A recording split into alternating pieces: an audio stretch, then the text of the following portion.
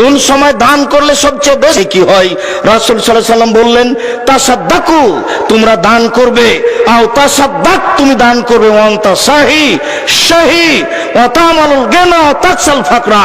চারটা যখন তোমার কাছে অবস্থান করবে, চারটা অবস্থা যখন তোমার কাছে থাকবে, এই সময়ে যদি তুমি দান করতে পারো সবচেয়ে বেশি নেকি পাবে। এক, তুমি সুস্থ। দুই, তুমি অর্থের প্রতি লোভী। তিন, তুমি অর্থের চিন্তা ভাবনা করো। চার, দান করলে কমে যাবে এরকম একটা পরিস্থিতি তোমার মধ্যে বিরাজ করছে। এই সময়ে যদি তুমি দান করতে পারো তাহলে সবচেয়ে বেশি নেকি পাবে। পৃথিবীর মুসলিম পুরুষ নারী, তোমরা যদি এই অবস্থায় দান করতে পারো তাহলে তোমাদের সবচেয়ে বেশি নেকি হবে।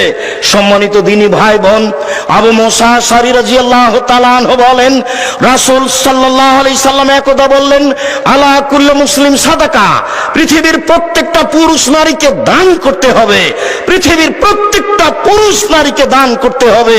এই কথা বলার সাথে সাথে সাহাবীগণ বলে বসলেন, ফাইলাম ইস্তাতে, যদি সম্ভব না হয় তাহলে কি করে দান করবে?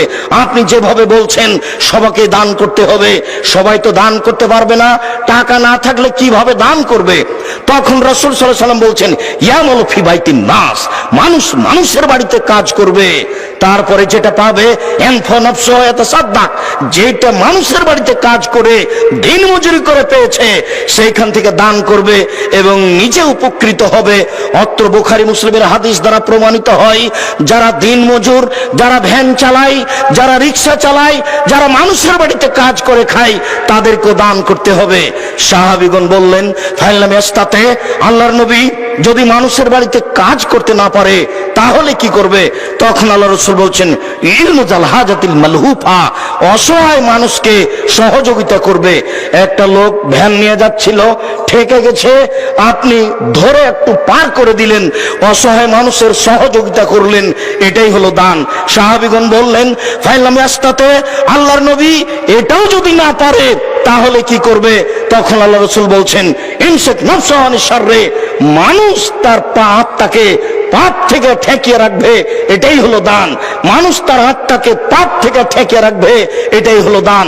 আবু যর গিফারী রাদিয়াল্লাহু তাআলা আনহু বলেন, রাসূল সাল্লাল্লাহু আলাইহি ওয়াসাল্লাম বলেছেন, পৃথিবীর মানুষ মনে রেখো, ইন্না বিকুল্লি তাসবিহাতিন সাদাকা, নিশ্চয় সুবহানাল্লাহ বললে দানের নেকি হয়, অবে কুল্লে তাহমিদাতিন সাদাকা, আলহামদুলিল্লাহ বললে দানের নেকি হয়, ওয়া কুল্লে তাহলিলাতিন সাদাকা, লা ইলাহা ইল্লাল্লাহ বললে দানের নেকি হয়, ওয়া আমরিন বিল মারুফ, ওয়া আমরিন বিল মারুফ, ভালো কাজের আদেশ করলে সাদকার নেকি হয়, ও নাহিয়ানিল মুনকারে, মন্দ কাজের নিষেধ করলে সাদকার নেকি হয়।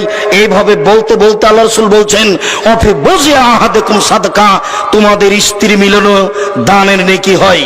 এই পর্যন্ত বলতেই সাহাবীগণ বলে বসলেন, আল্লাহর নবী এটা কেমন কথা হলো? ইয়াতির রাজুলু শাহওয়াতাহু ওয়ালাহু ফিহা আজর, মানুষ তার স্ত্রীর কাছে যাবে আর এইটাতে নেকি হবে, এটা কেমন কথা হলো? তখন আল্লাহ রাসূল বলছেন, তোমাদের মতামত কি?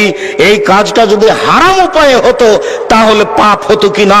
সাহাবীগণ বললেন, তা তো সহজ কথা, হারাম উপায়ে হলে তো পাপ হবেই। তখন রাসূল সাল্লাল্লাহু আলাইহি ওয়াসাল্লাম বললেন, যা হারাম উপায়ে হলে পাপ হয় তা হালাল উপায়ে হলে নেকি হবে। বুখারী মুসলিম।